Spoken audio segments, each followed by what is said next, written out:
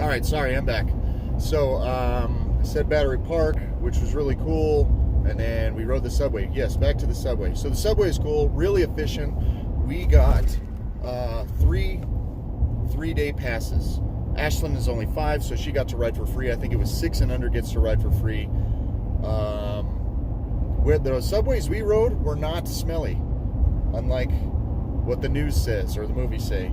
But I guess there were some subways in the New York City or Brooklyn or Bronx or whatever the hell, there's so many of those places, that said that they were super stinky and super dirty. The ones we were in were good. I will tell you one thing, they are warm. Holy cow, I was sweating my butt off.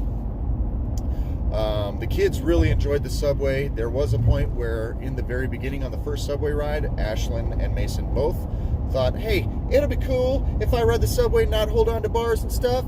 And I said, better hang on to the bar or you ain't going to be purty no more. They learned right away after, I think Ashlyn headbutted Mason once. Thankfully, they're still pretty. Anywho, so, let's see. Staten Island, Battery Park, 9/11 Memorial. What else did we do? I think it was that night that we went over to the Applebee's in Times Square. Don't ever do that. Stupid expensive. We did go to the Little Italy. That's what it's called, I think. Pretty sure. Little Italy. We walked through Chinatown while we were doing that, and it just made me think of The Simpsons. Everything about that trip made me think of The Simpsons. Are we in Little Italy no more? No, I think we're in Chinatown. Only in New York. But yeah, super Italian. Like, I couldn't understand what our waitress was saying. I felt like a jerk. I'm like, I will take the gelato. Huh? Okay, and she's speaking English. She was just really quiet. Everything in New York is expensive. Come to terms with it right away. If you don't want to spend money, don't go to New York. This one was really expensive. If you're going to have a meal, every meal is going to be at least probably $50 to $60 for a family of 4, and that's if you go cheap. So this, what we thought was just a regular restaurant in Little Italy, I can't remember the name of it, and I'm sorry because this place was phenomenal. It was actually just dessert, just gelato and what do you call them? Pastries and stuff. So I got gelato. I got the hazelnut.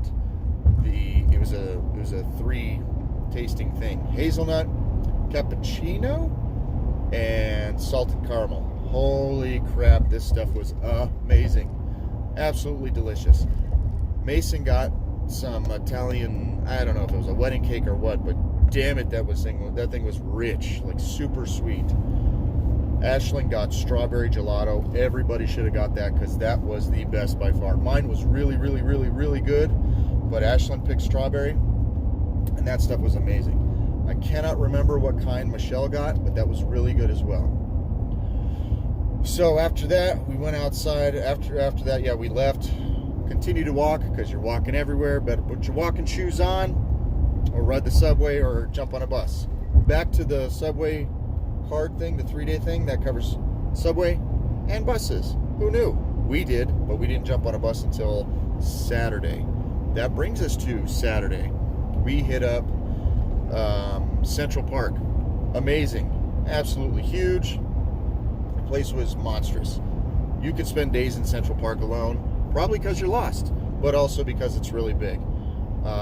That's where I started, I think, smelling the most urine, unfortunately.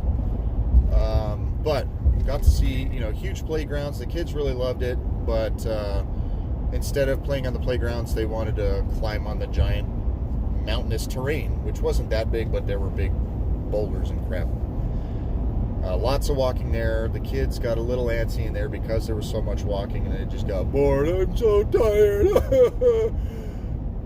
So we walked through there, took some pictures. It was like walking through the zoo.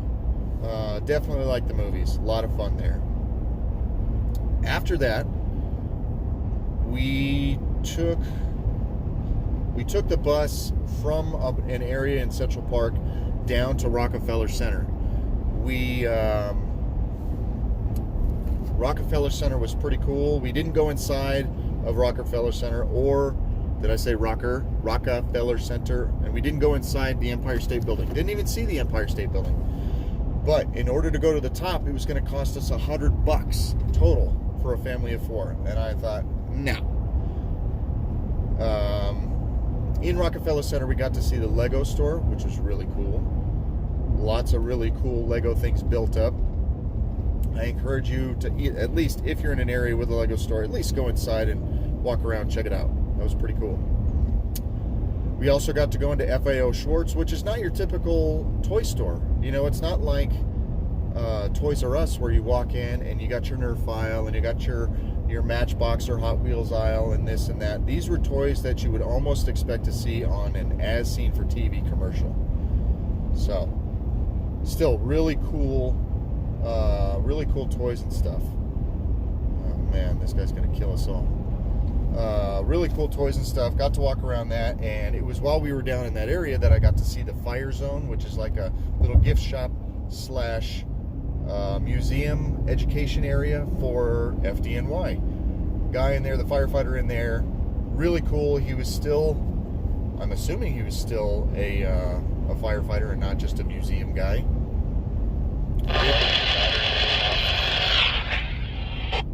I don't know if that was Ike or if that was just my radio.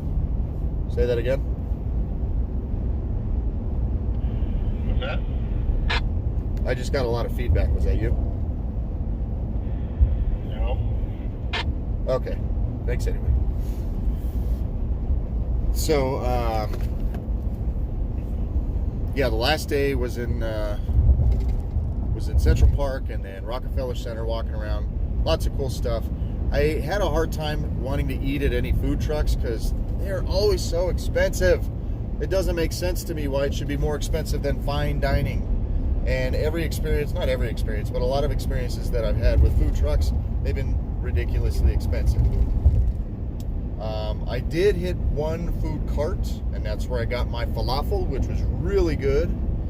And wasn't too expensive. It was like $5 or $6. I don't know if the guy just couldn't talk if he lost his voice, but he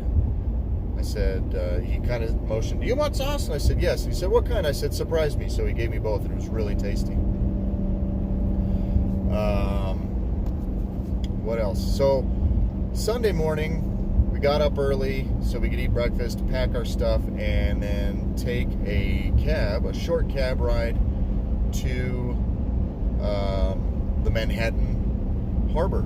I think it was called the Harbor. It was a cruise terminal where we stood in line forever.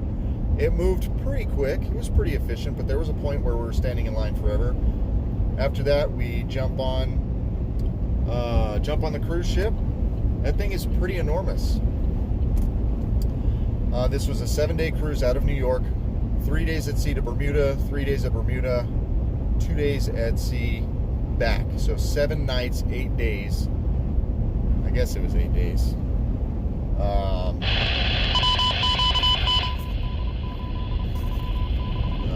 Sorry about the radio. Most of the people, I think it's safe to assume that whatever harbor or port you're taking your cruise out of, that's what that area is going to be the most populated. I don't know the words. I'm blanking out here. Regional dialect, I guess. There were a lot of New Yorkers and New Jerseyans on that boat. I can say while we were in New York, everybody was extremely polite, very nice, very, very helpful. But there were a lot of people there who were not native, like born in New York. They may have been native New Yorkers because of the amount of time they stayed there. But they were from all over the place. You had people from Jamaica and Africa and Middle East and blah, blah, blah, blah, blah. Now, when you got on the boat, that was kind of a different story. There was a heavy presence of people from New York and New Jersey. And they kind of started to turn into buttheads. And I feel bad for saying that, but it's true. Yeah. Pushy, typical Americans, and it was really unfortunate. That's a sad side of the cruise story and taking cruises in general. People are like, this is what I expect, this is what I'm gonna get. I got zero patience for this, and that was ridiculous. So that was a bummer, but the staff were extremely helpful, extremely friendly. I do encourage you to take a cruise if you ever want to take one. I would say no less than 5 or 6 days though. Anything less than that, you're just spending too much time in line, getting on the boat, too much time wasted for the mandatory drill in the event of a catastrophic event. So I'm going to pause this and start the next one so that it's not all in one 500-minute video.